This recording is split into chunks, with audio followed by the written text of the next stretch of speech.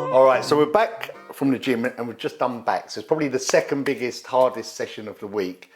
Now, in front of you, you can see what looks like a roast dinner, and people probably think that it's really unhealthy, and it doesn't have to be. So what I've done is, I've made my post-workout meal to be a roast meal, and so this is come from roast chicken, normal roast chicken cooked in the oven, and then just shredded off the chicken breast. Now, I'd have about 200 grams of meat there, and then just boiled vegetables. So I've got broccoli and obviously the kids' vegetables because they love peas and carrots, but who don't? But that's fine because obviously they're higher in carbohydrates, and if you was on a low carb diet, perhaps not the choice, but after training you need carbohydrates, so they're in there. Now here, what I've got is a bit of a hack, a bit of a cheat, but it's probably something you didn't know at home, because I certainly didn't until this year, and I've been doing it 26 years.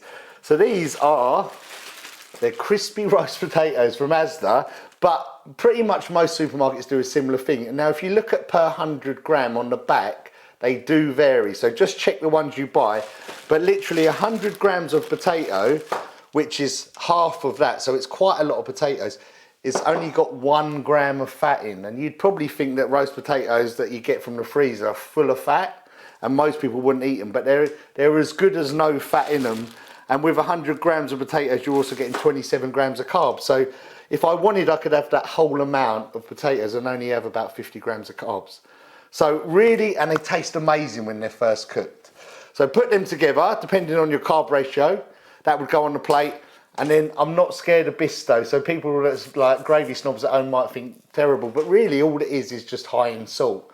There isn't hardly any fat or carbs or calories in gravy granules. So you can jazz that up to your meals, and I've got clients at home that don't like dry food, so I'll just say, we'll put a little bit of gravy on, and that just helps wet the food and make it go down. But who don't like a roast dinner without gravy? And that's my go-to easy way of making a clean post-workout roast dinner.